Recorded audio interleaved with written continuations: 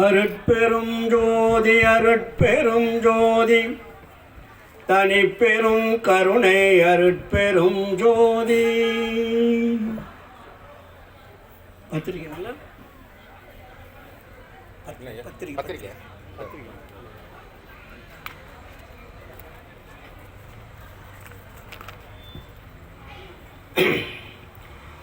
நினைந்து நினைந்து உணர்ந்து உணர்ந்து நினைந்து நினைந்து உணர்ந்து உணர்ந்து நெகிழ்ந்து நெகிழ்ந்து அன்பே நிறைந்து நிறைந்து ஊற்றெழும் கண்ணீரதனால் உடம்பு நனைந்து நனைந்து அருள் அமுதே நன்னிதியே ஞான நடத்தரசே என்னுரிமை நாயகனே என்று என்னுரிமை நாயகனே என்று வனைந்து வனைந்து ஏத்துதும் நாம் வம்மின் உலகியலே மரணமிலா பெருவாழ்வில் வாழ்ந்திடலாம் கண்டே புனைந்துரையேன் பொய் புகழேன் சத்தியம் சொல்கின்றேன் பொச்சபையில் சிற்றபையில் புகும் தருணம் இதுவே புகும் தருணம் இதுவே. அருட்பெரும் ஜோதி அருட்பெரும் ஜோதி தனிப்பெரும் கருணை அருட்பெரும் ஜோதி.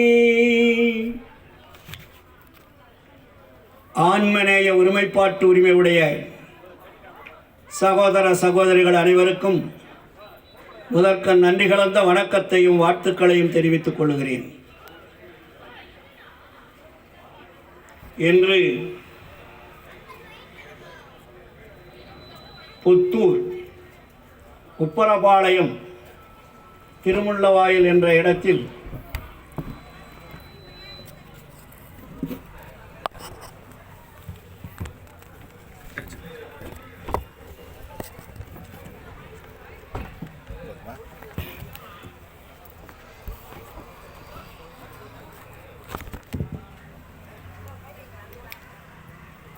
ஒரு அருமையான ஞான சபையை தோற்றுவித்து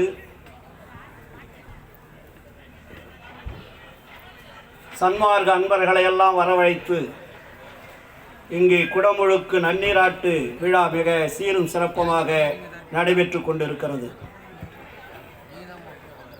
இதிலேயும் அடியேனையும் அழைத்து சொற்பொழிவு ஆற்றும்படி ஒரு மாதத்திற்கு முன்னாடியே ஆன்மநேய சகோதரர் முருகவேல் ஐயா அவர்கள் அன்பு கட்டளையிட்டார்கள். அவருடைய கட்டளை ஏற்று உங்களெல்லாம் சந்திக்கக்கூடிய ஒரு வாய்ப்பை அருட்பெருஞ்சோதி ஆண்டவர் அருளி உள்ளார்கள். அதற்காக எல்லாம் வல்ல அருட்பெருஞ்சோதி ஆண்டவரை வேண்டிக் கொள்கிறேன்.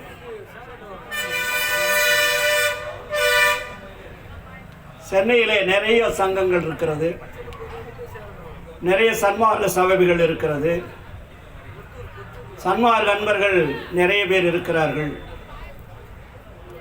ஏன்னா சென்னை மாநகரம் தமிழகத்தினுடைய தலைநகரம். இந்த தலைநகரத்தில் இருக்கக்கூடிய சன்மார்க்க அன்பர்கள் எல்லாம் வள்ளலாருடைய கொள்கையை தெரிந்தோ தெரியாமலோ சிறமேர் ஏற்றுக்கொண்டு ஆங்காங்கே சங்கங்களை வைத்து அன்னதானம் செய்து அவரவர்களுக்கு தெரிந்த அறிவுரைகளையும் அருளுரைகளையும் நல்கி கொண்டு வருகிறார்கள். அது மற்றற்ற மகிழ்ச்சி தான்.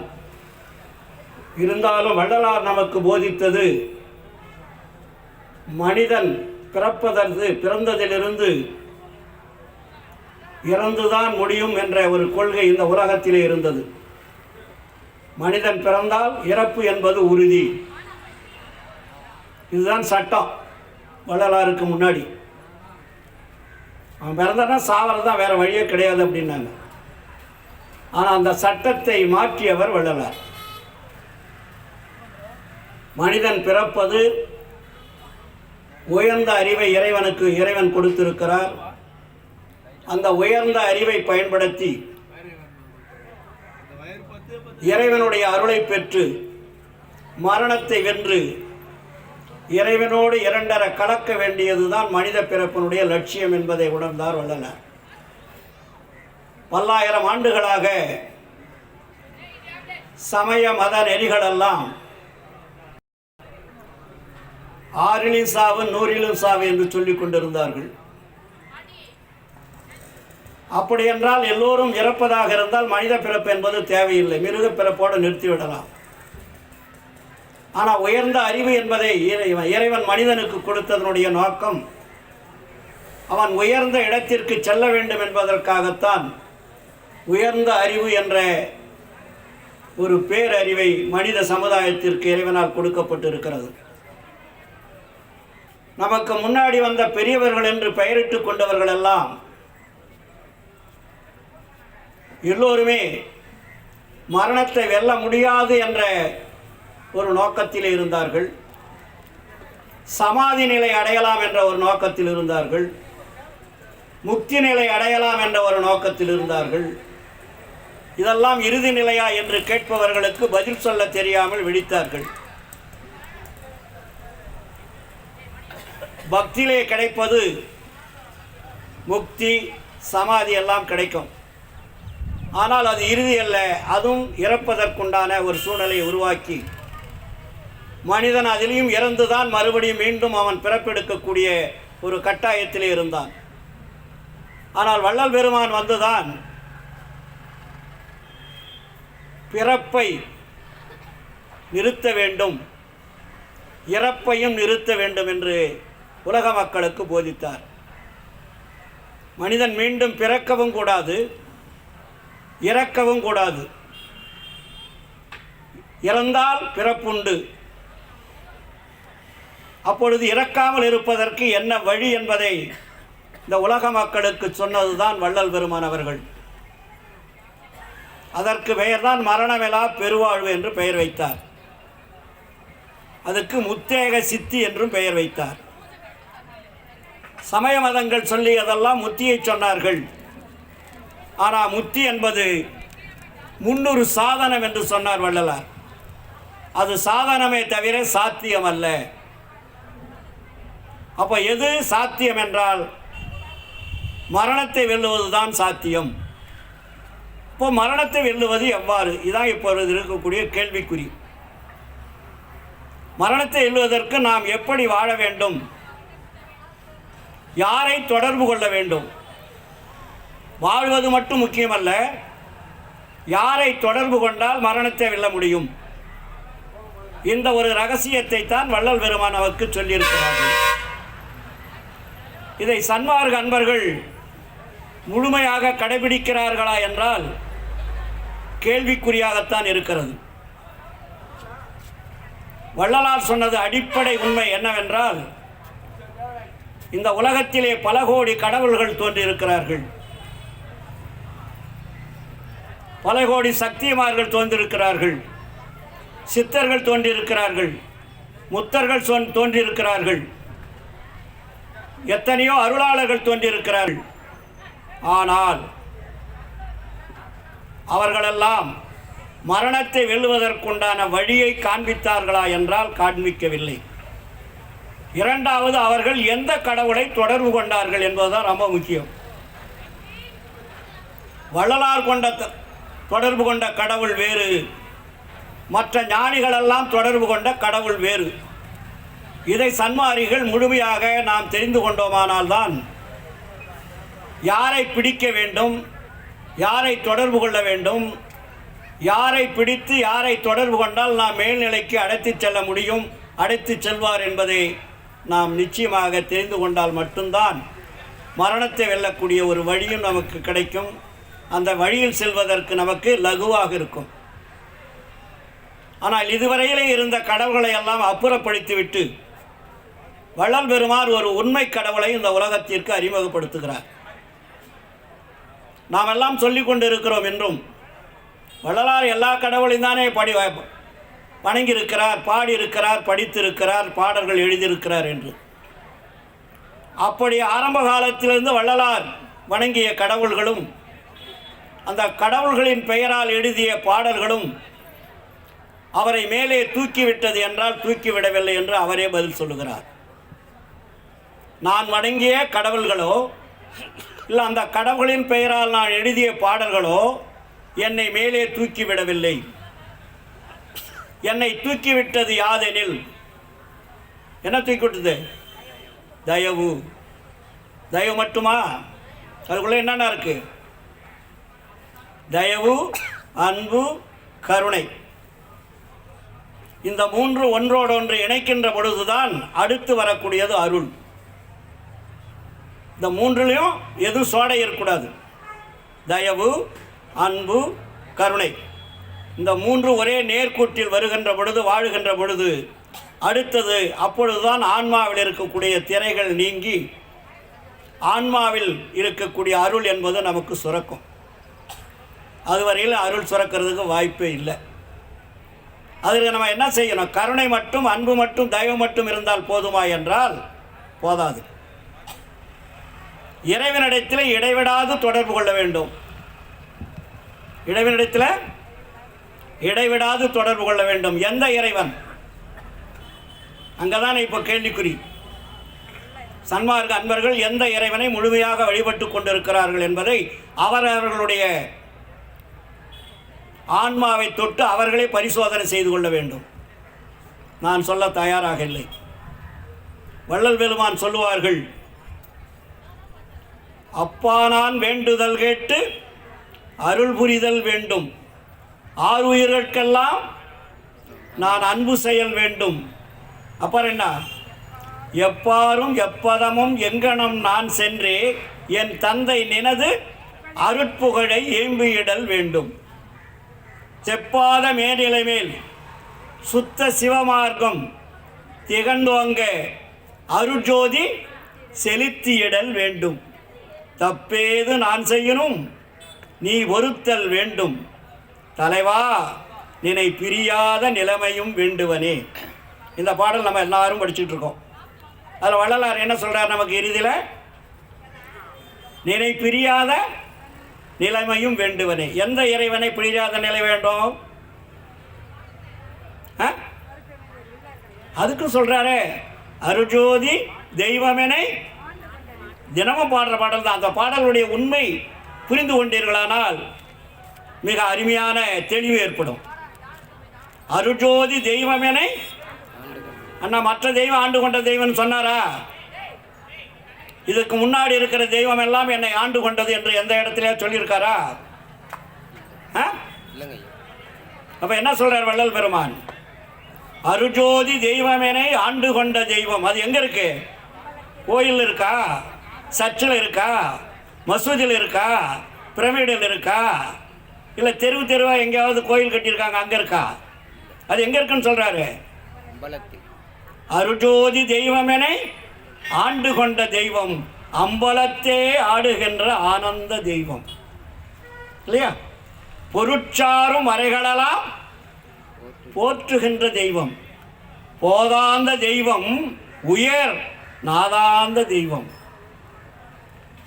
இருட்பாடு நீக்கி ஒளி ஈந்தருளும் தெய்வம், எண்ணிய நான் எண்ணியவார் எமக்கருளும் தெய்வம். அது எங்க இருக்கு? திருட்பாடல் உவந்தனையும் சிவமாக்கும் தெய்வம். கடைசி வரை என்ன சொல்றாரு? சிற்றவையில் விளங்குகின்ற தெய்வம், அதே தெய்வம்னு போட்டாரு.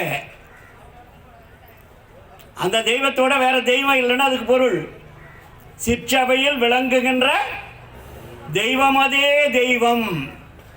இது நீங்கள் அன்றாடம் பாடக்கூடிய பாடல்கள். இந்த பாடல்களுடைய உண்மையான கருத்தை நீங்கள் புரிந்து கொண்டீர்களானால் நீங்கள் வேறொரு தெய்வத்தை திரும்பி பார்க்க மாட்டீர்கள். அதற்காக மற்ற தெய்வங்கள் எல்லாம் நாம் பொய் என்று சொல்லவில்லை. அது தத்துவங்கள், அதுக்கு பேர். அதுக்கு என்ன பேர்? தத்துவங்கள். தத்துவங்கள்லாம் என்ன சார்? மனிதனால் உருவாக்கப்பட்டது அத்தனையுமே தத்துவங்கள் தான். எல்லா தெய்வம் நம்ம தானே உருவாக்கியிருக்கோம். ஏதாவது ஒரு தெய்வம் தானாக வந்திருக்கா? எல்லா தெய்வமே மனிதர்களால் உருவாக்கப்பட்டது. மனிதனால் உருவாக்கப்பட்ட தெய்வம். அப்போ மனிதர்கள் அந்த தெய்வத்தை விட அந்த உருவாக்கணுமே, அதை விட உயர்ந்தவன் தானே. ஒரு தெய்வத்தை உங்களால் உருவாக்க முடியும் என்றால் அப்போ அந்த தெய்வத்தை விட உயர்ந்தவர் யார்? மனிதர்கள் தான், இல்லையா? அப்போ மனிதனுடைய அறிவு ஒரு தெய்வத்தை உருவாக்கக்கூடிய அளவிற்கு இருக்குதென்றால் அதை விட ஒரு உயர்ந்த அறிவு இருக்குது என்பதை அவர்கள் ஏன் தெரிந்து கொள்ளவில்லை? இதைத்தான் வள்ளலார் நமக்கு சொல்லுகிறார். மற்ற தெய்வங்களை குறை சொல்வது வள்ளலாருக்கு முக்கியமல்ல. உங்களுடைய ஆன்மாவில் இருக்கக்கூடிய அந்த மாயா திரைகளை நீக்குவதற்குண்டான தடைகள் எது எது இருக்கிறதோ அந்த தடைகளெல்லாம் நீக்குவதற்கு என்ன வழி என்பதை நமக்கு வள்ளலார் சொல்லுகிறார். அப்போ அந்த தடைகள் எப்படி நம்ம ஆன்மாவை பதிந்து கொண்டு இருக்கிறது? நீங்களாம் படிச்சு தான் இருக்கிறீங்க. என்ன சொல்றாரு? பேருற்ற உலகில் ஒரு சமய மத நெறியலாம் பேய்பிடிப்புற்ற பிச்சு பிள்ளை விளையாட்டென்று உணர்ந்திடாது. அதை நீங்கள் உணர்ந்திருந்தீங்கன்னா அந்த இடத்துக்கு போவீங்களா? வள்ளலார் தெளிவாக சொல்கிறாரா? பேருற்ற உலகில் ஒரு சமய மத நெறியலாம் பேய்பிடிப்புற்ற பிச்சு பிள்ளை விளையாட்டென்று உணர்ந்திடாது. உயிர்கள் பலவேதமுற்று அங்கும் இங்கும் போருற்று இறந்து வீண் போயினர். இந்த சமய மதங்களிலும் சமய தெய்வங்களினால் நமக்கு என்னாச்சு? அந்த காலத்தில் 5000 ஆண்டுகளா உன் தெய்வம் பெருசு, என் தெய்வம் பெருசு, உன் சாமி பெருசு, என் சாமி பெருசு, உன் ஜாதி பெருசு, என் ஜாதி பெருசு, உன் சமயம் பெருசு, என் சமயம் பெருசு என்று போட்டி போட்டு அழிந்து கொண்டிருக்கிறார்கள். எப்படி? போரிட்டு. போரிட்டுனா என்ன? சண்டையிட்டு அழிந்து கொண்டிருக்கிறார்கள். யாருக்கு முன்னாடி? வள்ளலாருக்கு முன்னாடி. நல்லா படிக்கணும். பேருற்ற உலகில் ஒரு சமய மத நெறியலாம் பேய்பிடிப்புற்ற பிச்சு பிள்ளை விளையாட்டென்று உணர்ந்திடாது. உயிர்கள் பலவேதமுற்று அங்கும் இங்கும் போருற்று இறந்து வீண் போயினர். இன்னும் வீண் போகாதபடி விரைந்தே. என்ன சொல்றாரு? விரைந்தேன்னு ஒரு வார்த்தை போட்டார். விரைந்தே புனிதம் ஒரு சுத்த சன்மார்க்க நெறிகாட்டி மெய்ப்பொருளினை நன்குணர்த்தி எல்லோரும் ஏறுற்ற சுகநிலை அடைந்திட புரிதே நீ என் பிள்ளையாதலாலே இவ்வேளை புரிக என்றிட்டனன் மனத்தில் வேறு என்னற்க என்ற குருவே. நீருற்ற ஒள்ளிய நெருப்பே நெருப்பில் நிறைந்து இருளகற்றும் ஒளியே நிர்குணானந்தவரன் ஆதாந்த வரையோங்கும் நீதி நடராஜபதியே என்று சொல்லுகிறார். அப்ப எந்த கடவுளை எங்க சொல்றாருங்க? நீதி நடராஜபதி. என்ன உடனே நம்ம எங்க போயிடுறோம்?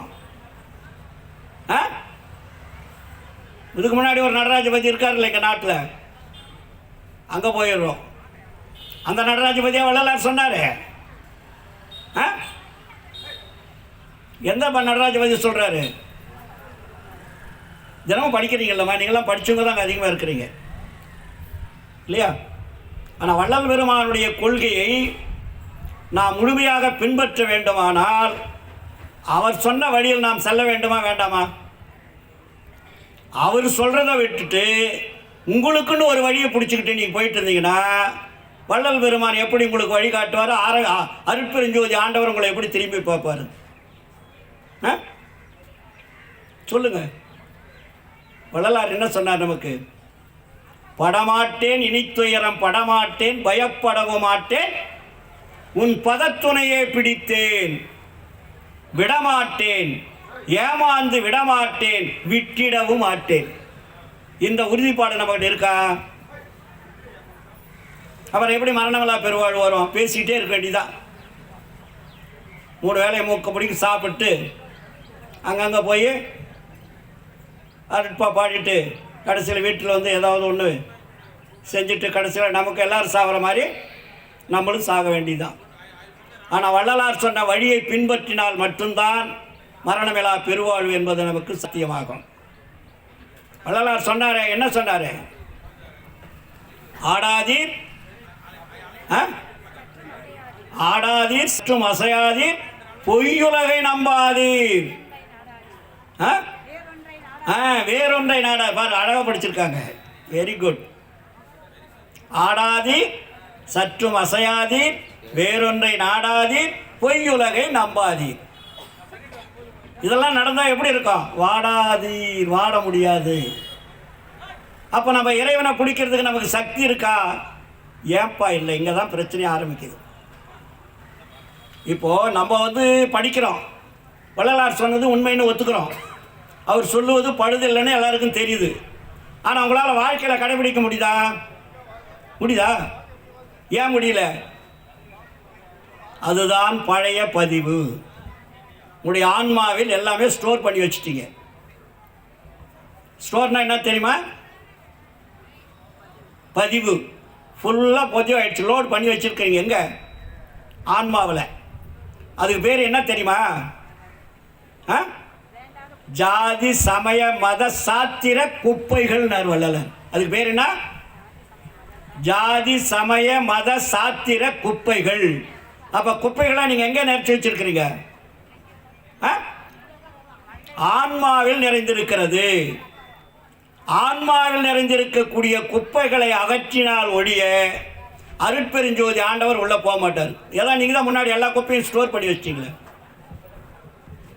உங்கள் வீட்டில் ஒரு ரூம் இருக்குது, அந்த ரூமில் எல்லா பொருளையும் உள்ளே அடைச்சி வச்சிட்டிங்கன்னா ஒரு விலை உயர்ந்த பொருள் வந்தாலும் அந்த பொருளை எப்படி நீங்கள் உள்ளே கொண்டு வைப்பீங்க?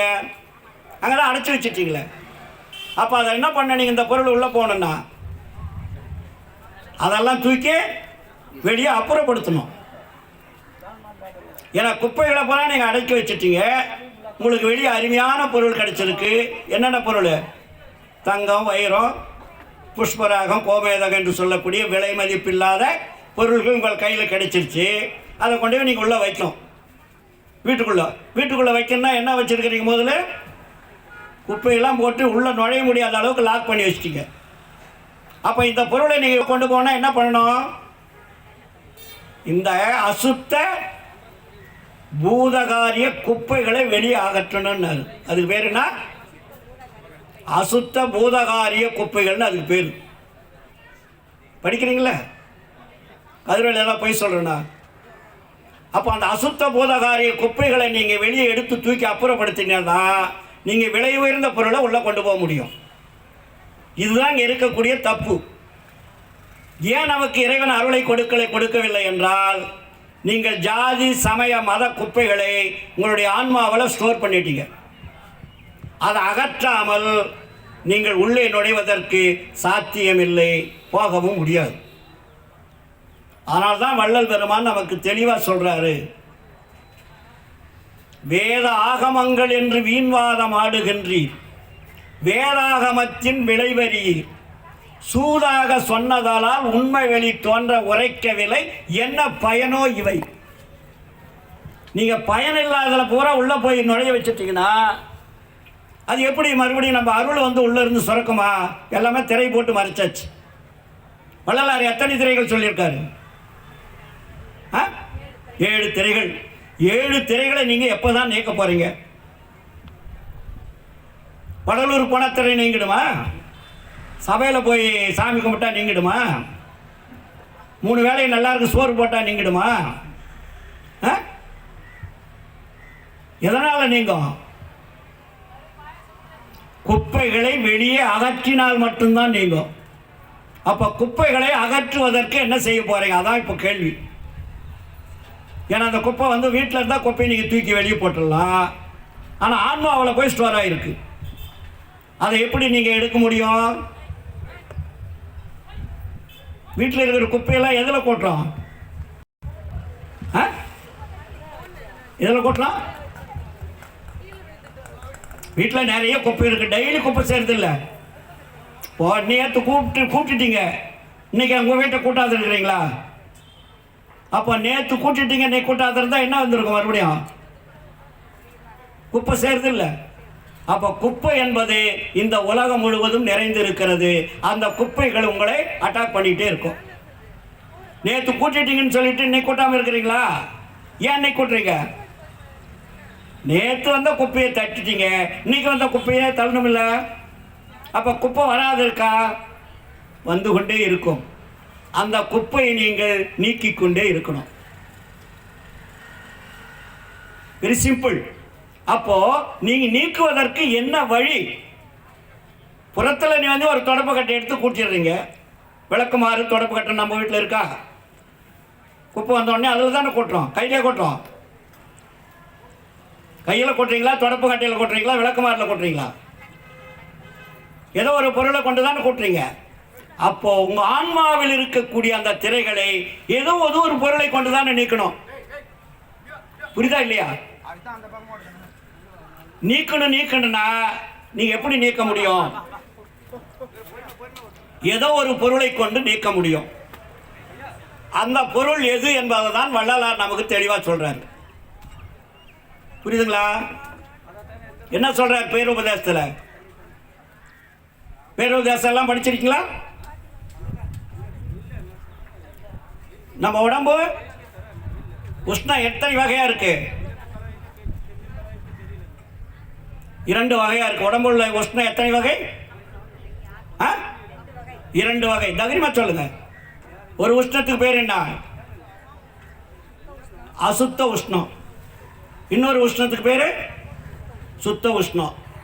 அப்போ அசுத்த உஷ்ணம் தான் இப்போ வந்து நம்ம அனுபவிச்சுட்டு இருக்கிறோம். இந்த அசுத்த உஷ்ணத்தை நீக்குவதற்கு நீங்கள் என்ன பண்ணணும்? சுத்த உஷ்ணத்தை உருவாக்கணும். சுத்த உஷ்ணத்தை நம்ம தெரிஞ்சுக்கிட்டு இந்த உடம்புல வந்து சுத்த உஷ்ணத்தை ஏற்றணும். புரியுதா இல்லையா? உங்கள் வீட்டில் சாப்பாடு செய்கிறீங்க, அரிசி அப்படியே போட்டால் சோறாயிடுமா? அதுக்கு என்ன பண்ணுறீங்க? அரிசியை நல்லா கழுவி தண்ணி ஊற்றி அதுக்கப்புறம் ஒரு குக்கரில் வச்சு அது மேலே மூடி கீழே என்ன ஏற்றுறீங்க? சூடு ஏற்றுறீங்க இல்லைங்களா? அப்போ அது சூடு ஏற்றும் போது என்ன ஆகுது? அது அந்த அரிசி ஆனது உள்ள இந்த சூடு ஏற ஏற என்ன ஆகுது? கடிக்க முடியாத அரிசி, விரைப்பாக இருந்த அரிசி உள்ளே போகும்போது என்ன ஆகுது? அது குழ குழ குழ குழ குழன்னு வெந்துடும். இல்லாட்டி நமக்கு பதமாக வேணா பதமாக வச்சுக்கிறோம், இல்லை கஞ்சா வேணா கஞ்சா வச்சுக்கிறோம். இப்போ அந்த அரிசி சோறாக ஆகுது, கஞ்சியாக ஆகுது. இது எதனால் ஆகுது? உஷ்ணத்தினால் ஆகுது. அப்போ இந்த உடம்பில் இருக்கக்கூடிய அந்த அசுத்த பூதகாரிய உஷ்ணத்தை, குப்பைகளை நீங்கள் அகற்ற வேண்டும். அதற்கு என்ன வழி என்பதுதான் இப்போ நம்ம வள்ளலார் தெளிவாக சொல்கிறேன். இப்போ கடவுள் ஒருவர்னு போட்டாரா, ஒருவரேன்னு போட்டாரா? இப்போ நீங்கள் டெய்லி படிக்கிறீங்களாப்பா, கடவுள் ஒருவர், அவர் அருட்பெருஞ்சோதியர் அப்படின்னு போட்டிருக்காரா? என்னன்னு போட்டாருங்க? கடவுள் ஒருவரே, அவரே அருட்பெருஞ்சோதி ஆண்டவர். அப்போ என்ன அர்த்தம்?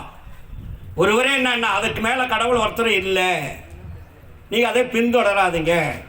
அப்படி தொடர்ந்தா உங்களுடைய ஆன்மாவில் பதிவாயிருக்க குப்பைகள் விலக முடியாது. இப்போ 2 வழியை நமக்கு சொல்லியிருக்காரு, எல்லாருக்கும் சொல்லிட்டு இருக்கிற மேடையில். அருளை பெறுவதற்கு 2 வழி தான் வள்ளலார் சொல்லியிருக்காரு. வேற வழி அவர் எதுவுமே சொல்லலை. இந்த 2 வழிக்குள்ள எல்லாமே அடங்கியிருக்கு. ஒரு வழி என்ன சொல்லுங்க? வெரி குட், சூப்பர், தைரியமா பேசுங்க. அவ சத்து விசாரம் என்ன என்றால், பரோபகாரம் என்றால் என்ன, இது 2 நம்ம புரிஞ்சுக்கிட்டோம்னா வேலை முடியுது. தெளிவாக சொல்லிட்டாரா? அப்போது நீங்கள் ஏதோ உங்களால் முடிஞ்ச அளவுக்கு பரோபகாரம் அன்றைக்கு பண்பர் கூட சொன்னார்ல, இப்போ கடைசியில் நான் பேசுவதற்கு முன்னாடி நான் வந்து ஒரு 2 வருஷம் கூட ஆகலை, நான் ஒரு வேலை செய்கிறேன், எனக்கு ஒரு அருப்பாக கிடச்சிது, நான் போய் அதை படித்தேன், பார்த்தேன், அதுக்கப்புறம் எல்லாம் போனேன், சோறு போட்டாங்க, தொண்டு செஞ்சாங்க, நான் தொண்டு செஞ்சேன். இங்கே அன்பர் கூப்பிட்டாரு, அவர் வீட்டுக்கு போனேன், ஜோதி எரிஞ்சிருந்தது, பார்த்தேன், சபை கட்டுறோம் வாங்கினாரு, வந்தாச்சு. நான் கூட வந்து எல்லா வேலையும் செஞ்சேன், சென்ட்ரிங் வேலை பார்த்தேன். எனக்கு அதுக்கு முன்னாடி கான்ட்ராக்ட் கிடைக்கல, இப்போ கான்ட்ராக்ட் கிடைச்சது. அதுவும் முதல்ல 1000 2000 10,000 இல்லை, எனக்கு லட்சக்கணக்கில் கிடைக்குது. இப்போ 60 லட்ச ரூபாய் கிடைச்சதுன்னு சொன்னாரா? அப்போ அவருக்கு ஏதோ ஒரு முயற்சி இருக்குதா? முயற்சி இல்லைன்னா ஏதோ கிடைக்குமா? வீட்டிலே உட்காந்துக்கிட்டு அருட்பெருஞ்சோதி ஆண்டவர் கொடுப்பார் கொடுப்பார் கொடுப்பார்னா கொடுப்பாரா? கொடுப்பாரா? முயற்சி வேணுமா வேண்டாமா? முயற்சி இல்லை என்றால் எதுவுமே நடக்காது, எதுவுமே கிடைக்காது. இப்போ நம்ம ஆண்டவரை நினச்சிக்கிட்டே இருக்கிறோம், எனக்கு ஆண்டவர் எதுவும் கொடுக்கலன்னு நிறைய பேர் ஆண்டவர் மேலே குறை சொல்லிகிட்டு இருக்காங்க. அது முற்றிலும் தவறு. அது முற்றிலும் தவறு தானே. ஆண்டவர் உங்களுக்கு அறிவை கொடுத்துருக்கார், பெரிய பொக்கிஷத்தை கொடுத்துருக்காரு. ஆண்டவர் உங்கள் ஆன்மாவில் அற்புதமான ஒரு அருளை வச்சிருக்காரு. ஆண்டவர் உங்களுக்கு எதுவும் கொடுக்காத அட்டகாசமான பொருளை வச்சிருக்காரு. ஆன்மாவை இந்த உலகத்திற்கு அனுப்புகின்ற பொழுது ஆன்மாவில் அழிக்க முடியாத ஒரு பொக்கிஷத்தை வச்சிருக்காரு. என்ன பொக்கிஷம் அது? அதுக்கு பேர் தான் அருள். அதுக்கு பேர் என்ன? அருள். நீங்கள் அங்கேருந்து வந்துட்டீங்கன்னா போகிறது உங்களுக்கு என்ன வேணும்?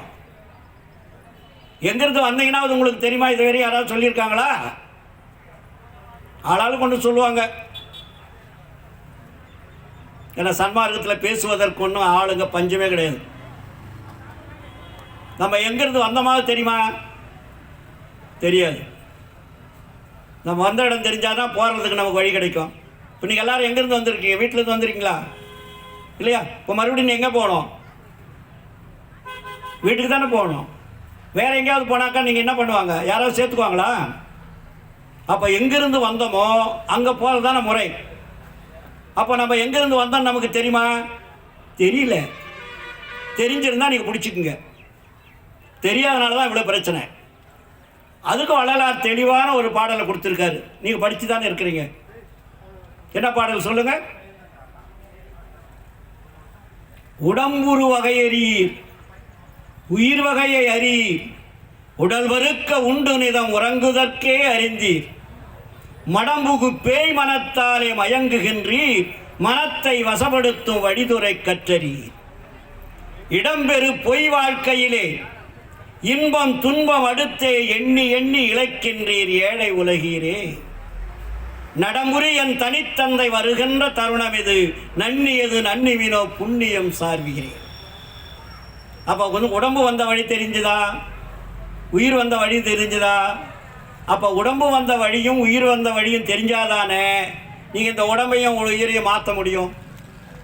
அருளை கொண்டு அந்த வந்து மறுபடியும் பிறப்பெடுக்காமல் மாற்றுவதற்கு என்ன வழின்னு வள்ளலார் சொல்கிறார் இல்லையா? நீ உடம்பு வந்த வழி தெரியணும், உயிர் வந்த வழி தெரியணும். இந்த ரெண்டு வழியும் தெரிஞ்சாதான் நீங்கள் அதை அருளாக மாற்றக்கூடிய வழி உங்களால் புரிஞ்சுக்க முடியும். அது எதனால் வந்ததுன்னு தெரிஞ்சால் நீங்கள் அதை எப்படி அதை மாற்றுவது என்பது தெரியும். ஏன்னா வள்ளலார் வந்து எதையும் அழிக்க சொல்லவில்லை, எல்லாவற்றையும் மாற்றத்தான் சொன்னார். அழிப்பது என்பது வேறு, மாற்றுவது என்பது வேறு. நல்லா புரிஞ்சுக்கங்க. எதையுமே அழிக்கல நமக்கு கிடையாது, மாற்றுவது. இப்போ எல்லாம் என்ன சொல்கிறோம்? நம்ம மனதை மாற்ற முடியுமா? மனம்தான் எல்லாத்திற்கும் சத்ரு. எல்லா ஞானிகளும் என்ன சொல்கிறாங்க? மனமடங்கும் ஓர் இடத்தில் இருந்தறியேன் வள்ளலார் சொல்கிறாரா? அப்போ மனதை எப்படி அடக்குவது? ஏன் மனதை அடக்கணும்? அதை முதல் தெரிஞ்சுக்கணும். நிறைய விஷயங்கள் இருக்குது. எஸ் சார், உடம்புல 4 வகையான 4 பாட்டு இருக்குது. இந்திரியம் இருக்குது, கரணம் இருக்குது, ஜீவன் இருக்குது, ஆன்மா இருக்குது இல்லையா? இந்த 4 என்னென்ன பகுதியில் இருக்கு? அகத்தில் அகத்தில் ஒன்று, அகப்புறத்தில் ஒன்று, புறத்தில் ஒன்று, புறப்புறத்தில் ஒன்று இல்லையா? அகத்தில் இருப்பது எது சொல்லுங்க? ஆன்மா. அகப்புறத்தில் இருப்பது ஜீவன். ஜீவன்னா என்ன? உயிர். புறத்தில் இருப்பது எது? கரணங்கள், புறப்புறத்தில் இருப்பது இந்திரியங்கள். இன்னும் ஒன்று உள்பாகம், இன்னொன்று வெளிபாகம். அகம் அகப்புறம் என்பது ஒரு பாற்று, புறம் புறப்புறம் என்பது ஒரு பாற்று. அப்போது இந்த மனதை மட்டும் ஏன் அடக்க சொல்கிறாங்க எல்லாருமே? ஏன்னா அதுதான் கரணங்களில் இருப்பது. கரணங்கள் இருக்கக்கூடிய மனம் தான் ஹெட் ஆஃப் த டிபார்ட்மெண்ட்டு.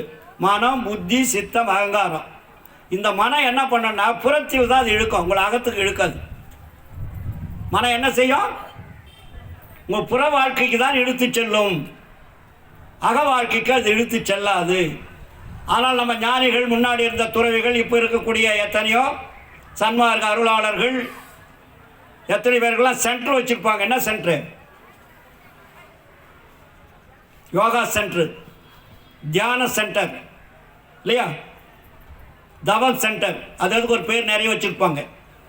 ஒரு சென்டருக்கு போனீங்கன்னா 2000 ரூபா 3000 ரூபா அதை கொடுத்து உங்களை என்ன பண்ண சொல்லுவாங்க? தியானம் சொல்லி கொடுப்பாங்க, யோகம் சொல்லி கொடுப்பாங்க. அதுலேயே நிறைய யோகங்கள் இருக்குது. குண்டலினி யோகம், காயகல்ப யோகம், எத்தனை யோகங்கள் சொல்லியிருக்காங்க இல்லையா? அதெல்லாம் உங்களுக்கு பணத்தை வாங்கிட்டு தான் சொல்லி கொடுக்குறாங்க.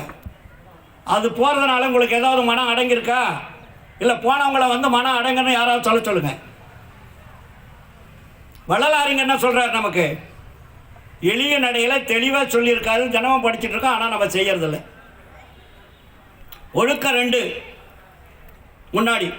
புற ஒழுக்கம் காலையில் கூட சொன்னாங்க இல்லையா, இந்திரிய ஒழுக்கம், கரண ஒழுக்கம். இந்த ஒழுக்கம் எப்படி சார் கை கொடுமா தானா? அப்போது இந்த புறத்தில் இருக்கிற 2 ஒழுக்கத்தில் கரணங்கள் இருக்கிறதுனால தான் இந்திரியங்கள் செயல்படுது. அதை நம்ம முதல் தெரிஞ்சுக்கணும். கரணங்கள் சொல்லாமல் இந்திரியங்கள் செயல்படாது. கரணங்கள் என்பது எது? மனம், புத்தி, சித்தம், அகங்காரம் என்று சொல்லக்கூடியது கரணங்களில் இருப்பது.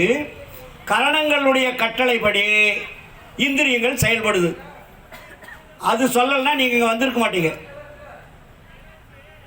அது உருவமற்றது, இது உருவம் உள்ளது. உருவமற்ற ஒரு எனர்ஜி, மனம், புத்தி, சித்தம், அகங்காரம். உருவம் இருக்காதுக்கு, ஆனால் இருக்கு. என்ன இருக்கு? அது ஒரு சக்தி, அது ஒரு எனர்ஜின்னு பேர் அதுக்கு. அந்த சக்தி என்ன சொல்லுதோ அதன்படி தான் இந்த இந்திரியங்கள் செயல்படும். மனம் என்ன சொல்லுதோ அதை தான் புத்தி, புத்தி என்ன சொல்லுதோ அதுதான் சித்தம், சித்தம் என்ன சொல்லுதோ அதுதான் அகங்காரம். இந்த 4 ஒரே கோட்டில் செயல்பட சொல்லிட்டாக்க உடனே இந்திரியங்கள் செயல்பட ஆரம்பிச்சிடும். வீட்டுக்கு போகலாமான்னு மனம் நினச்சிச்சுன்னா உடனே உங்களுக்கு துணையாக 2 3 நின்றுடும். சரி, இவர் பேசிகிட்டே தான் இருப்பார், நம்ம சீக்கிரம் கிளம்பலான்ற எண்ணம் வந்துட்டு சீட்டை விட்டு எழுந்திரிச்சிடுவீங்க. அப்போ மனம் என்ன பண்ண? உங்களை எழுப்பிடும். அப்போ எழுப்பினோடனே உங்களுடைய இந்திரியங்கள் என்ன பண்ண? வேலை செய்ய ஆரம்பிச்சிடும். நீங்கள் நேராக வீட்டுக்கு போக ஆரம்பிச்சிடுங்க. இது எங்கேருந்து வருது? இந்த ஆர்டர் மனத்திலிருந்து வருது. இப்போ மனம் வருவதற்கு இந்த முன்னாடி உள்ளே இருக்கு பாருங்க 2, ஆன்மா, அகம், அகப்புறம் என்ற 2 இருக்கிறது. இது எதை செஞ்சாலும் அது கண்டுக்கிறது இல்லை இப்போ. ஏன்னா இது அதை உள்ளே போகிறதில்லை. இது ரெண்டும் இந்திரியம் கரணங்களும் வெளியே தான் போயிட்டு தவிர உள்ளே போகிறதில்லை. அதனால் அது 2 பண்ணுது. அதுதான் சமயங்களில் அது சாட்சியாக இருக்குதுன்னு சொன்னான். சாட்சியாக இருக்கிறதுக்கு வேலை அல்ல. இந்த புறத்தில் செல்லக்கூடிய கருவிகள் புறத்தில் நம்மளை அலைய விட்டு கொண்டிருக்கிறது. இதற்கு வள்ளலார் என்ன சொன்னார்? நமக்கு கரண உலகத்தில் என்ன சார் சொன்னார்? மனதை சிற்றவையின் கண் செலுத்துதல் வேண்டும். மனதை எங்க செலுத்தணும்? சிற்றவையின் கண் மனதை செலுத்துதல் வேண்டும். நீ மனதை மாற்ற முடியுமே தவிர அதை அழிக்க முடியாதுன்னு சொன்ன இல்லையா? அதை அழிக்கவே முடியாது. உடம்பு இருக்கிற வழி மனதை அழிக்க முடியாது, ஆனால் மனதை மாற்ற முடியும். அதனால தான் வள்ளல் பெருமான் நமக்கு என்ன சொன்னார்? மனதை சிற்றவையின் கண் செலுத்துதல் வேண்டும். அப்போ சிற்றவைனா என்ன சார்? சிற்றவைனா என்ன? ஆன்மா இருக்கிற இடத்துக்கு வேறு சிற்றவை. அதுலேயும் நிறைய குழப்பாடி பண்ணிக்கிட்டு இருக்காங்க. வள்ளலார் என்ன சொன்னார்? சிற்றவையும் பொற்றவையும் சொந்தமேனதாச்சு தேவர்களும் மூவர்களும் பேசுவதென் பேச்சு. இச்சமய வாழ்வில் என என்னை இனி ஏச்சி என் பிறவி துன்பமெல்லாம் இன்றோடே போச்சு. படிக்கணுமா?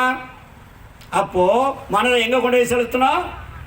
சிற்றபையின் கண் மனதை செலுத்த வேண்டும். செலுத்தினா மட்டும் போதுமா? எப்படி செலுத்த முடியும்? உங்களுக்கு அந்த இடம் தெரிஞ்சால் தானே செலுத்த முடியும். இடமே தெரியாது, எப்படி நீங்கள் செலுத்துவீங்க? ஒரு இடம் கண்ணில் பார்த்தாதான் நீங்கள் அந்த இடத்துக்கு போக முடியும். அதுக்கு தானே இறைவன் கண்களை படைச்சிருக்காரு. கண் போன போக்கில் கால் போகலாமா, கால் போன போக்கிலே மனம் போகலாமான்னு பாடியிருக்கார் ஒரு ஆள்.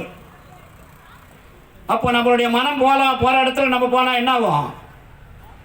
கண்ணு அங்கே தான் போகும். ஒன்றே உண்மை சொல்கிறேன், மனம் எங்கு போகும் கண்கள் அங்கே போகும். கண்கள் எங்கே போகிறதோ மனம் சொல்லியிருக்க. மனம் போகிற இடத்தில் கண்கள் போகும், கண்கள் போகின்ற இடத்தில் மனம் போகும். ரெண்டுக்கு ஒரு லிங்க் இருக்கு. கண்கள் போகாத இடத்திற்கு மனம் போகாது, மனம் போகாத இடத்திற்கு கண்கள் போகாது. இது ரெண்டும் புறத்தில் இருக்கக்கூடிய கருவிகள். அது என்ன தன்மை உடையது? ஒளித்தன்மை உடையது. கண் என்ன ஒளி இருக்கா? ஒளி தானே பார்க்குது. அதுக்கு பேர் என்ன? கண் ஒளி. மன ஒளி. மனம் என்ன? அதுக்கு உருவம் ஒளி உருவம். கண்ணு ஒளி, மனமும் ஒளி. உள்ளே இருக்கக்கூடிய ஜீவனும் ஒளி, அதுக்குள்ளே இருக்கிற ஆன்மாவும் ஒளி. அதுக்கு மேலே அருளும் ஒளி, அருளை இயக்கக்கூடிய கடவுளும் ஒளி. எல்லாமே ஒளியில் தான் லிங்க் ஆகிருக்கு. புரியுதுங்களா? அப்போ நம்ம என்ன பண்ணணும்? பேருபதேசத்தில் என்ன சொல்கிறார் வள்ளலார்? பெரிய பெரிய தவசிகள்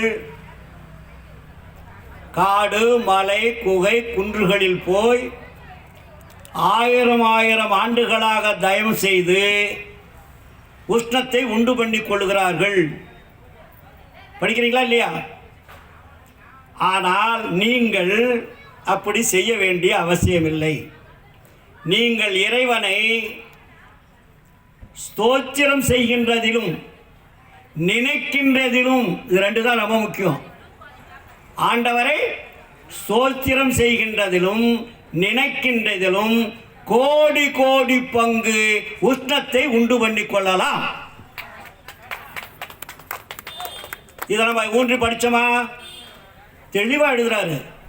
நமக்கு முன்னாடி வழிகாட்டியவர்கள், பெரியவர்கள் என்று பெயரிட்டு கொண்டவர்கள் எல்லாம் இறைவனை நினைப்பதற்கும் துதிப்பதற்கும் காடு மலை குகை குன்றுகளில் போய் 1000 ஆண்டுகளாக தவம் செய்து அந்த அற்ப உஷ்ணத்தை உண்டு பண்ணி கொள்ளுகிறார்கள். அதைவிட கோடி கோடி பங்கு உஷ்ணத்தை உண்டு பண்ணக்கூடிய இடம் இயற்கை உண்மை கடவுளான, எல்லா கடவுளும் இல்லை, இயற்கை உண்மை கடவுளான அருட்பெருஞ்சோதி ஆண்டவரை நிற்கின்றதிலும் இடைவிடாது சோத்திரம் செய்கின்றதிலும் நமக்கு என்ன கிடைக்கும்? சுத்த உஷ்ணம் கிடைக்கும். நம்மளுடைய உடம்புல எத்தனை பாயிண்ட் உஷ்ணம் இருக்கு? இப்போ எத்தனை டிகிரி இருக்கு? 98.6 4 98.4 டிகிரி உஷ்ணத்தை உங்களால் தாங்க முடியல. அதிகமானாலும் டேஞ்சர், குறைஞ்சாலும் டேஞ்சர் இல்லைங்களா? ஜன்னி கண்டு குறைஞ்சா ஜன்னின்னுவாங்க, அதிகமாயிட்டா காய்ச்சல். அப்போ இந்த உஷ்ணத்தை ஒரு நார்மலாக நம்ம உடம்புல இருக்கு. இதை கூட்டினாலும் கஷ்டம், குறைச்சாலும் கஷ்டம். ஆனால் இந்த உஷ்ணத்தினால் அருட்பெருஞ்சோதி ஆண்டவர் அருள் கிடைக்குமான்னா சத்தியமாக கிடைக்காது. இதை விட கோடி கோடி பங்கு உஷ்ணத்தை நாம் உண்டு பண்ணி கொள்ள வேண்டும். ஏன் உண்டு பண்ணி கொள்ளணும்னா, இந்த 7 திரைகள் ஆன்மாவை மறைத்து கொண்டிருக்கிறது. இந்த திரைகளை நீக்க வேண்டுமானால் உஷ்ணத்தை கொண்டு தான் நீக்க முடியும். எதை கொண்டு நீக்க முடியும்? சுத்த உஷ்ணத்தை கொண்டு தான் நீக்க முடியும். சுத்த உஷ்ணம் என்னது? அசுத்த உஷ்ணம் என்பது இந்த உலகத்தில் இருக்கக்கூடிய சூடு உஷ்ணம். சுத்த உஷ்ணம் என்பது இறைவனிடமிருந்து பெறக்கூடிய உஷ்ணத்துக்கு பேர் சுத்த உஷ்ணம். புரியுதுங்களா? அப்ப ஏன் நீ அந்த சுத்த உஷ்ணத்தை உண்டு பண்ணி நினைக்கணும், தோத்திரம் பண்ணணும்னா அங்கே தான் ஆண்டவர் அருளை ஸ்டோர் பண்ணி வச்சிருக்காரு. என்ன வச்சிருக்காரு? அதுக்கு வள்ளலார் சொன்னார், படிக்கிறீங்களா? என்ன பாட்டு சொல்லுங்க பார்க்கலாம். அதில் வந்து பெட்டி விழுப்புரம் மாவட்டம் வை வை வை படித்து விளம்பரம் பண்ணுது. கும்பாபிஷேகம் பண்ண போகிறேன். சொல்றது புரியுதுங்களா? நம்மளுடைய ஆன்மா என்ன சொல்றாரு? அது பேரு பெட்டினர். பெட்டி இதில் உலவாத பெரும்பொருள் உண்டு, அது பெருக என அது திறக்கும் பெருந்திரவு போலும், எட்டும் இரண்டும் தெரியாதே என் கையிலே கொடுத்து எடுக்கதனை முயல்கின்றேன் அட்டிசெய நினையாதி, அரைகணத்துக்கு 1000 கோடி வட்டியிட்டு நும்மிடத்தே வாங்குவேன் உம் ஆணை இது. அங்க என்ன வட்டி வச்சிருக்காரு? பெட்டி இதில் உலவாத பெரும்பொருள். அதுக்கு பேர் தான் அருள். பெரும்பொருள்னா என்னது? உலகத்தில் இருக்கக்கூடிய தங்கம், வைரம், புஷ்பராக என்று சொல்லக்கூடிய உலக பொருள் அல்ல. அங்கே இருப்பது இறைவனால் வைக்கப்பட்டு நம்மை அனுப்பிய பொக்கிஷம் அங்கே தான் இருக்கு. அதுதான் ஆன்மாவில் இருப்பது. அதை மறைத்து கொண்டிருக்கக்கூடிய திரைகள் வெளியில் தொங்குற திரை அல்ல, ஆன்மா மறைத்து கொண்டிருப்பது. இப்போ ஞான சபையில் என்ன பண்ணி வச்சிருக்காங்க?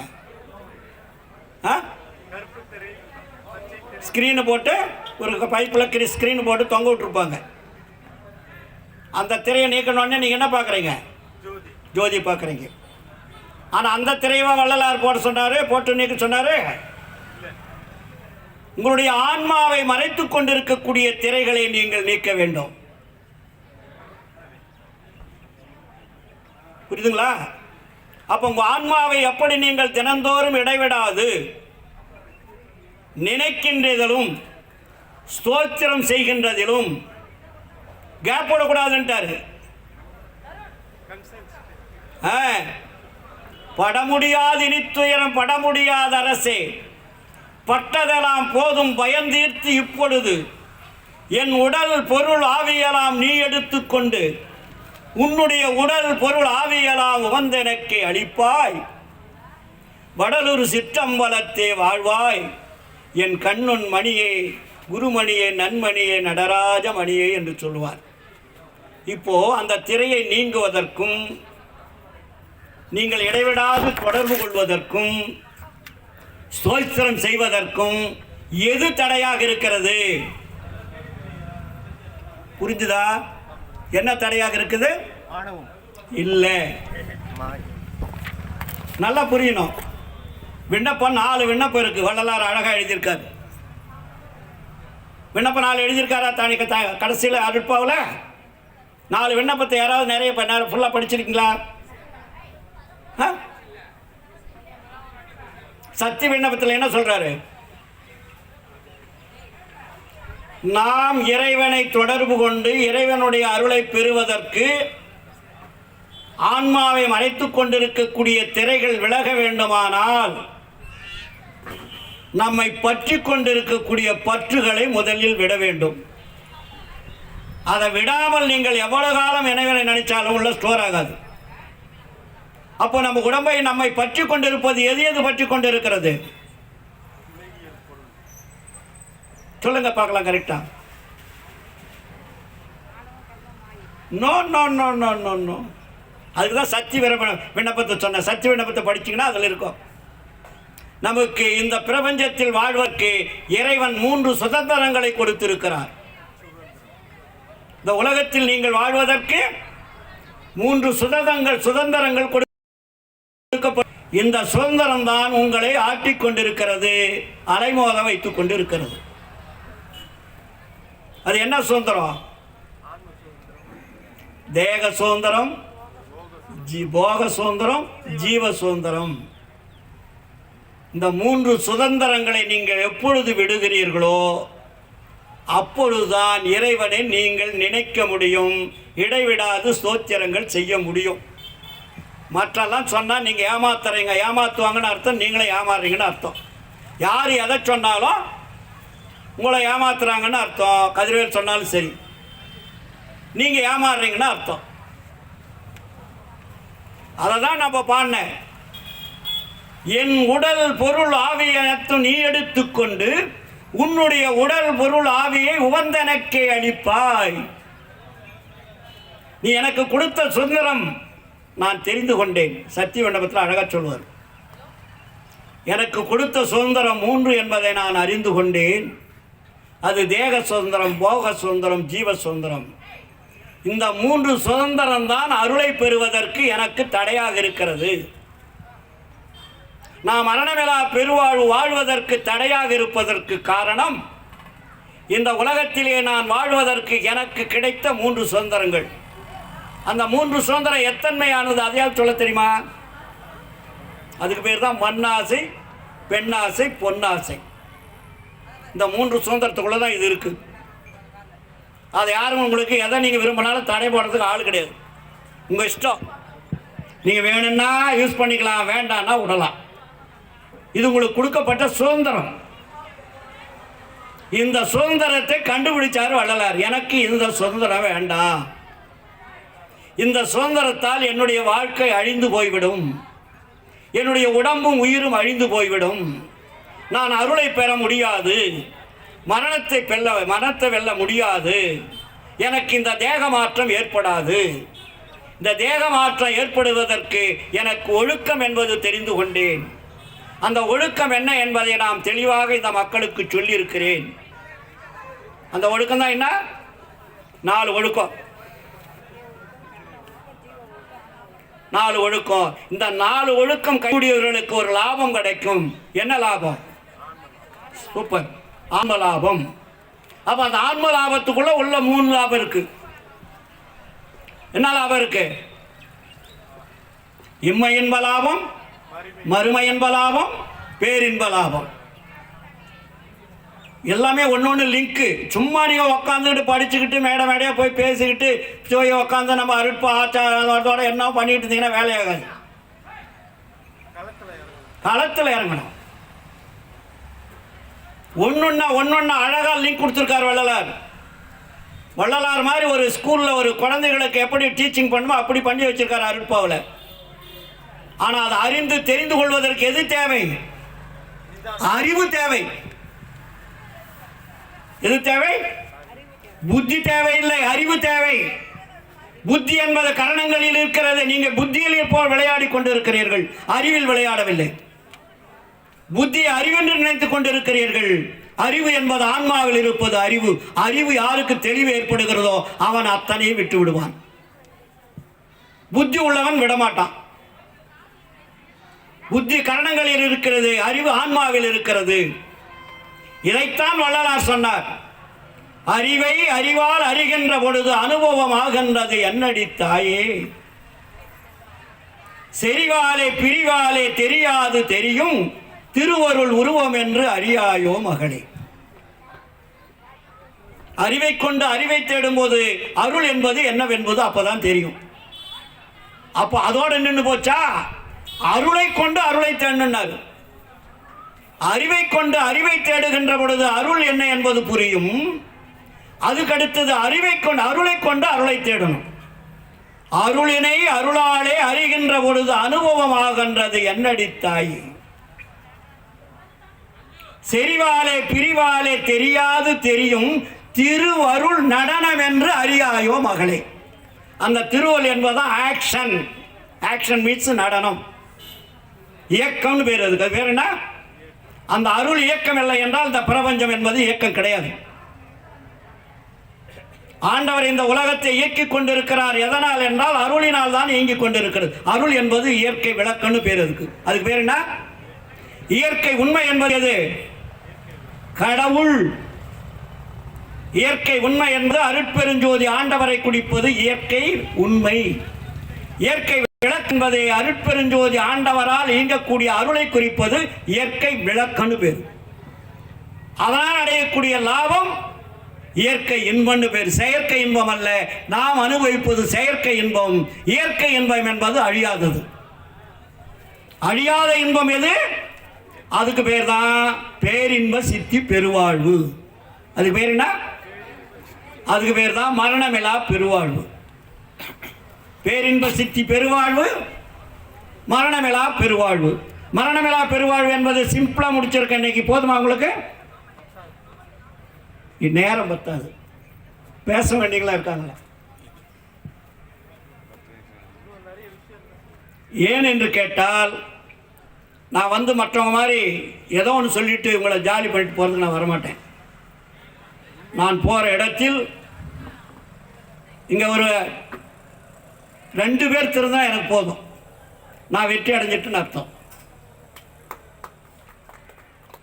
எனக்கு இங்கே வந்து நான் பேசுவதால் ஒரு 2 பேர் என்னுடைய பேச்சை கேட்டு செவிமடுத்து, ஐயா நீங்கள் சொன்னதிலிருந்து என்னுடைய வாழ்க்கையை நான் மாற்றிக்கொண்டேன், இனிமேல் அப்படித்தான் வாழ்வேன், இதுவரையில் அருட்பாவில் சொல்லியது எங்களுக்கு புலனாகவில்லை, நீங்கள் சொல்லுகின்ற பொழுது தெளிவாக இருந்தது, இப்பொழுது என் வாழ்க்கை மாற்றிக்கொண்டேன் என்று சொல்லக்கூடிய அன்பர்கள் உலகம் முழுவதும் ஆயிரக்கணக்கான பேர் இருந்து கொண்டிருக்கிறார்கள். இப்பொழுது நான் பெருமைக்காக சொல்லவில்லை.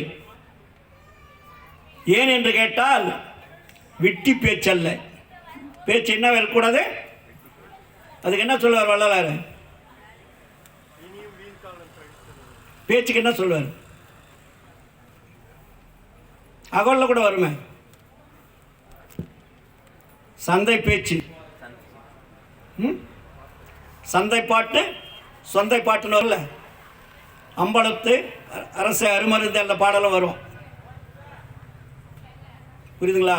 சன்மார்க்கம் என்பது புனிதமானது, அப்பொழுக்கு இல்லாதது, அதில் அழுக்கு என்பது கொஞ்சம் கூட இல்லை. அதனால தான் வெண்மையை உடுத்தினார் வள்ளலார். வெண்மையில் என்ன பட்டாலும் தெரியும், ரொம்ப கேர்ஃபுல்லாக இருக்கணும். மற்ற கலரில் நீங்கள் எதை வேணாலும் பட்டாலும் தெரியாது, தப்பு செய்யலாம். ஆனால் வெண்மையில், அதனால தான் அதுக்கு பேர் சமரச சுத்த சன்மார்க்க சத்திய சங்கன்னு பேர் வச்சார். அங்கே சமரசம் இருக்க வேண்டும், சுத்தம் இருக்க வேண்டும், சத்தியம் இருக்க வேண்டும், அந்த சத்தியத்தை கடைபிடிப்பவர்களாக இருக்க வேண்டும். அந்த இடத்தில் இருப்பவர்களுக்குத்தான் வள்ளலார் உரிமை கொடுப்பார், இல்லை என்றால் உரிமை தரமாட்டார். ஆனால் இதுவரையில் தமிழ்நாட்டில் இருக்கக்கூடிய சன்மார்க்க அன்பர்கள் நல்லவர்கள், ஆனால் வள்ளலாருடைய கொள்கையை முழுமையாக பின்பற்றாதவர்களாகத்தான் இருக்கிறார்கள். இதைத்தான் வள்ளலார் சொன்னார், நான் இப்பொழுது சொல்லுகிறேன் கேட்க மாட்டீர்கள், வடக்கே இருந்தும் தெற்கே இருந்து வருவார்கள், அப்பொழுதாவது கேளுங்கள் சொன்னார். ஏனென்றால் செஞ்சு கும்பலத்துக்கு விளம்பரம் இல்லை. புரியுதுங்களா நான் சொல்றது? நான் தப்பாக நினைக்காதீங்க, என்னையும் சேர்த்து தான் சொல்றேன். ஏனென்றால் வள்ளலார் சொல்லிய கருத்துக்களை, சுத்த சன்மார்க்க ஒழுக்க நெறிகளை அவர் அப்பட்டமாக எல்லாவற்றையும் விட்டுவிட்டதினால் நான் பெற்றுக்கொண்டேன் என்று சொன்னதை அவர் காட்டிய வழியில் பின்பற்றாமல் நமக்கென்ற ஒரு வழியை நாம் அதிலே உள்ள நுழைய வைத்துக் கொண்டிருக்கிறோம். இதைத்தான் வள்ளலார் சொன்னார். நமக்கு என்ன சொன்னாரு? என்ன சொன்னாரு? நீங்க தினமும் படிக்கிற பாடல் தான்.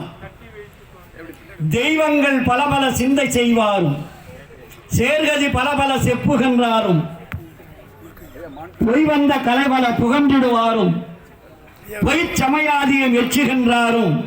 அவங்களுக்கு இல்லை இல்லையா? நல்லா புரிஞ்சுக்கணும் நண்பர்களே, சகோதரிகளே. இந்த பாட்டு சாதாரண பாட்டு இல்லை. தெய்வங்கள் பல பல சிந்தை செய்வாரும், சேர்கதி பல பல செப்புகின்றாரும், பொய் வந்த கலைபல புகன்றிடுவாரும், பொய் சமயாதியை மெச்சுகின்றாரும். அவங்களுக்கு இல்ல இல்ல. மெய் வந்த திருவருள் விளக்கம் ஒன்றில்லா வீண்கழிக்கின்றார், எய் வந்த துன்பொழித்து அவர்க்கு என்ன கொடுக்க சொல்றாரு? அறிவு அருள்வி. யாருக்கு அறிவு இல்லை? யாருக்கு அறிவு கொடுக்கணும்? அங்க பிரிக்கிறார் வள்ளலார். யாருக்கு அறிவில்லை, யாருக்கு அறிவு கொடுக்கணும் சொல்லுங்க. தெய்வங்கள் பல பல சிந்தை செய்வாரும், சேர்கதி பல பல செப்புகின்றாரும், பொய் வந்த கலைபல புகன்றிடுவாரும், பொய் சமயாதி வெச்சுகின்றாரும், மெய் வந்த திருவருள் விளக்கம் ஒன்றில்லா வீண்கழிக்கின்றார். எய்வந்த துன்பொழித்து அவர்க்கு அறிவு அருள்வி எனைப்பள்ளி எழுப்பிமை இன்பம் தந்தீரே. இறைவா, எனக்கு அறிவை கொடுத்து, ஆற்றலை கொடுத்து, அருளையும் கொடுத்து, மரணமிலா பெருவாழ்வு வாழ்வதற்குண்டான வாய்ப்பையும் கொடுத்து என்னை ஆதரித்து அணைத்து கொண்ட இறைவா, உன்னுடைய திருவடியை நான் போற்றி மகிழ்கிறேன். ஆனால் இது எனக்கு போதாது, இது எனக்கு போதாது. ஏன்னா இவர்களெல்லாம் என்ன இல்லாமல் இருக்காங்களா? சொல்லுங்க பாப்பனா, வள்ளலார் சொன்னதப்பா. அறிவில்லாமல் இருக்கிறார்கள், அறியாமல் இருக்கிறார்கள், அறிவு மழுங்கப்பட்டிருக்கிறது. ஆதலால் அவர்களுக்கும் எனக்கு கொடுத்த அறிவை கொடுத்து அவர்களையும் நம்மவராக்கிக் கொள்ளுங்கள். இதைத்தான் வள்ளலார் சொன்னார். எவ்வளவு தாண்ட தரத்தில் உள்ளவர்களாக இருந்தாலும் அவர்களை நம்மவராக்கிக் கொள்ளுங்கள். புரியுதுங்களா? அப்ப நம்ம என்ன பண்ணணும்? நான் எங்க போனாலும் சொல்லுவேன், நிறைய பேர் என்ன திட்டவங்களும் இருக்காங்க. நீ எங்க வந்தாலும் சாமியே திட்டாண்டான்னுவாங்க.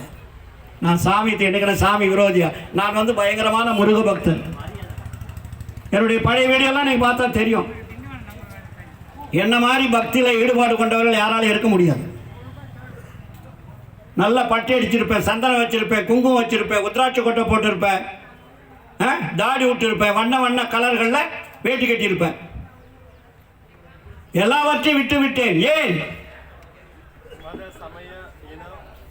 வள்ளலார் வந்து என்னுடைய அறிவை கண் திறந்தார்.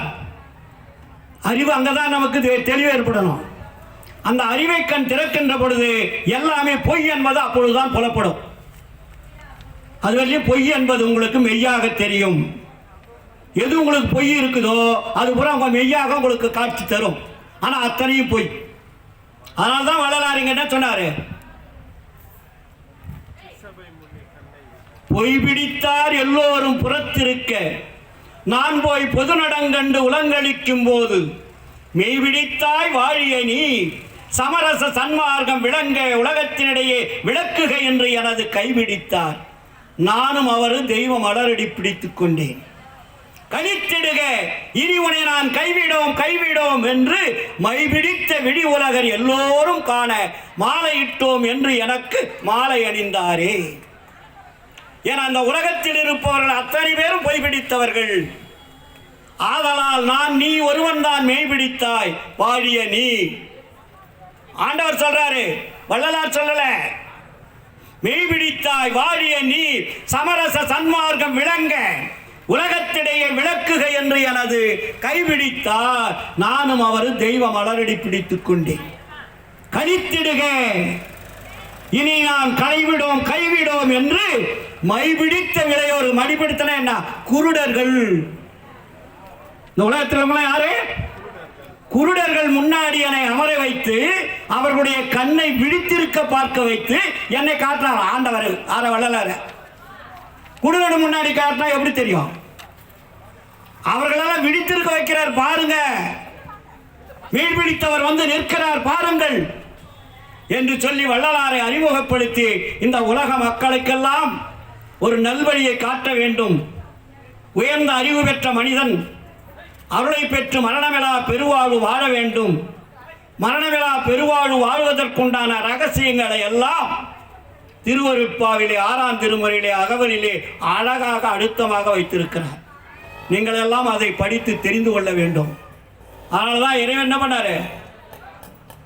அதோட விட்டார இறைவன்கிட்ட, இந்த வேலையெல்லாம் என்கிட்ட வேண்டாப்பா, நான் யார், என்ன நீ அனுப்புனேன், நான் சொல்ல வேண்டியதை சொல்லிட்டேன். எல்லாரும் கேட்குறாங்களோ கேட்கலையோ, என்னை மட்டும் நீ கூட்டிகிட்டு போயிட்டா நான் வந்துட்டேன், என்ன ஆகுறது? எனக்கு பின்னாடி இருக்கிறவங்களுடைய நிலை என்ன? எல்லாம் என்னுடைய ஆன்மநேய ஒருமைப்பாட்டு உரிமையுடைய சகோதர சகோதரிகள். அவர்களுக்கு நான் என்ன பதில் சொல்வேன்?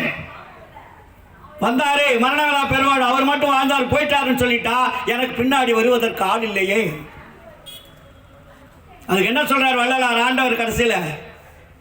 சத்தியவான் வார்த்தை இது தான் உரைத்தேன் கண்டாய், சந்தேகம் இளையதனில் சந்தோடம் உருவாய், இத்தனவே அருஜோதி எய்துகின்ற தினமா, இனி வரும் தினங்களெல்லாம் இன்பம் ஒரு தினங்கள், சுத்த சிவ சன்மார்க்கம் துலங்கும், எல்லா உலகும் தூய்மையுறும், நீ உரைத்த சொல் அத்தனையும் பலிக்கும். செத்தவர்கள் எழுந்து உலகில் திரிந்து மகிழ்ந்திருப்பார், திருவருட்செங்கோல் எங்கும் செல்லுகின்றதாமே. அப்ப திருவருட்செங்கோல் இப்ப யார்கிட்ட இருக்கு? சூப்பர். ஐந்தொழில் வல்லவத்தை இறைவன் வள்ளலாரிடத்திலே கொடுத்து விட்டார். அதனாலதான் நம்ம என்ன பண்ண நினைப்போம்? யாரை வணங்கணும்?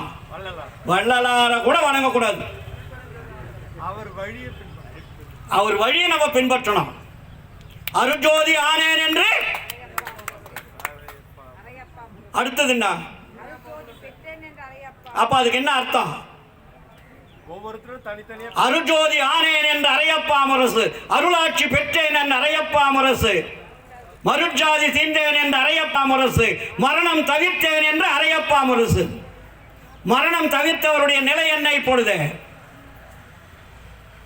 அருட்பெருஞ்சோதி ஆண்டவர் நிலை. நான் பல இடத்து சொல்லுவேன், அருட்பெருஞ்சோதி ஆண்டவரை வணங்குகின்ற பொழுது வள்ளலார் அதிலே இருக்கிறார். நீங்கள் தனியா ஒரு பிரேம் வச்சு வள்ளலாரை வணங்குகின்ற பொழுது அங்கே அருட்பெருஞ்சோதியா ஆண்டவர் இல்லை. நல்லா புரிஞ்சுக்கணும். அதனால்தான் இரண்டரை கலந்தவர் வள்ளலார். வள்ளலார் தனியாக இருக்காருப்பா, ஒன்றரை கலந்தவர் வள்ளலார். அதிகம் சொல்றாரு, எனக்கு எவ்வளவு தெளிவா இருக்காங்க எல்லாருமே. ஆனா கடைசியில் என்ன ஒரு பாட்டு சொல்லிட்டு நான் முடிக்க போறேன். வாங்க ஐயா, தண்டவான ஐயா அவர்களா, வாங்க வாங்க வாங்க வாங்க வாங்க வாங்க. வள்ளலார் கடைசியில் என்ன சொல்றாரு? ஏங்க அது இன்னும் ஒரு பெரிய சப்ஜெக்ட், ஒன்றா நாளைக்கு பேசுவோம். வள்ளலார் திருக்காப்பிட்டு கொண்ட எது? சித்தி விளாகம். சித்தி விளாகத்தில் திருக்காப்பிட்டு கொள்வது உண்மையா, இல்லை வடலூரில் திருக்காப்பிட்டு கொள்வது உண்மையா? இது ஒரு பெரிய சப்ஜெக்ட், இன்னொரு நாளைக்கு பேசுவோம்.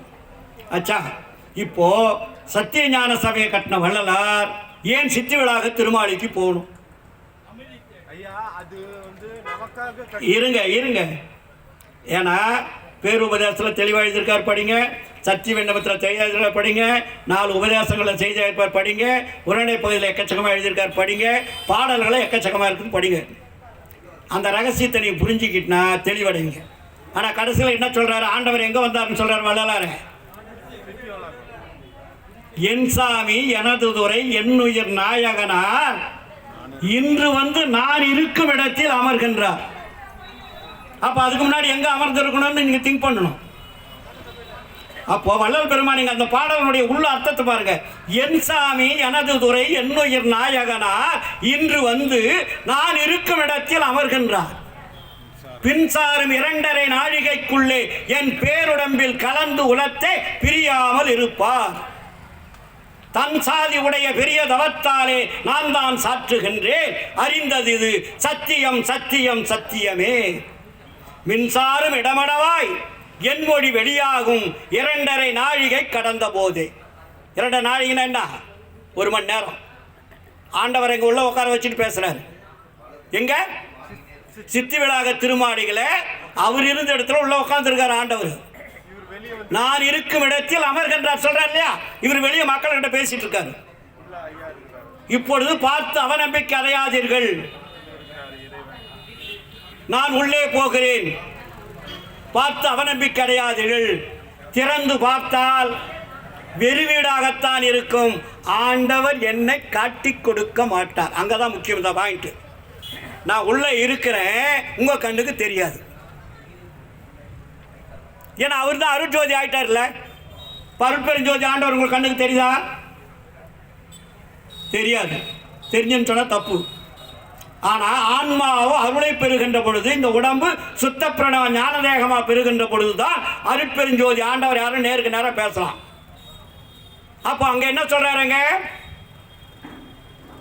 ஆண்டவர் என்னை காட்டி கொடுக்க மாட்டார். திறந்து பார்த்தால் ஆண்டவர் என்னை காட்டி கொடுக்க மாட்டார். ஆச்சா, அப்ப என்ன ஆயிட்டார் வள்ளலாரு? சுத்த பிரணவ ஞான தேகம்னு பேரு. அந்த தேகத்தினுடைய தன்மை என்ன? இந்த பாட்டோட முடிச்சிடறேன். காற்றாலே புவியாலே ககன மதனாலே கனலாலே புனலாலே கதிராதியாலே கூற்றாலே கொலை கருவியாலே பிறர் இயற்றும் கொடும் செயல்களாலே வேற்றாலே எஞ்சான்றும் அழியாதே விளங்கும் மெய்யளிக்க வேண்டும் என்றே விரைந்தளித்தான் எனக்கு. ஏற்றாலை இழிவனை நீ நிறையாதீர் உலகி என் தந்தை அருட்பெருஞ்சோதி இறைவனை சார்வீரே. அப்ப நீங்க யாரை சாரணும்னு வள்ளலார் சொல்றார் இந்த பாடல்ல? என்னை சாரணும்னு சொன்னாரா? இறைவனை சார்வீரே. அப்போ இறைவனை விட்டுவிட்டு நீங்கள் எதை பின்பற்றினாலும் சத்தியமாக நமக்கு இறைவனுடைய அருள் கிட்டாது. அதனால தான் வள்ளலார் சொன்னார். அது இன்னொரு பாடல் என்ன சொல்றாரு? இந்த மக்கள் சாதாரணமாக விட்டுட்டு போகல வள்ளலாரு. இப்போ கூடுகின்ற சன்மார்க்க சங்கத்தை நடுவிருந்து குலாவுகின்றாரு. இப்போ ஈரோடு கதிர்வேல் பேசிட்டு இருக்கான்னு அவர் கேட்டுட்டு இருப்பார். இவன் உண்மை சொல்றானா பொய் சொல்றானா இல்லை ஏமாத்துறானா எல்லாம் ஆண்டவருக்கு தெரியும். புரியுதுங்களா? கூடுகின்ற சன்மார்க்க சங்கத்தை நடுவிருந்து குலாவுகின்றேன். ஏன் நான் சொல்லுகின்றேன்? வள்ளல் பெருமான் சொல்லுவார், பாதி இரவில் எழுந்தருளி பாவியனை எழுப்பி அருஜோதி அளித்து என் உள்ளகத்தே சூழ்ந்து கலந்து துலங்குகின்றாய் நீதி நடம் செய் பேரின்ப நிதி யான் பெற்ற நெடும்பேற்றை ஓத முடியாது. சொல்ல முடியுமா அந்த வார்த்தை? அதனால அவர் எப்படி பெற்றார்னு அதுல என்ன சொல்றாரு? அதுக்கப்புறம் என்போல் இவ்வுலகம் பெறுதல் வேண்டுவனே என்று சொல்லுகிறார். அது போல நாம் எல்லோரும் என்ன பண்ணோம்? இதுவரையில் நான் சொல்லியது போல், நான் சொல்லியதல்ல வள்ளலார் சொல்லியது போல் அருட்பாவிலே என்ன சொல்லியிருக்கிறாரோ அதை பின்பற்றுங்கள். அதன் வழி நீங்கள் செல்லுங்கள். நிச்சயமாக இறைவனுடைய தொடர்பு கிடைக்கும், அருள் கிடைக்கும். உடம்பு ஊனுடம்பு ஒளி உடம்பாக மாற்றமடையும்.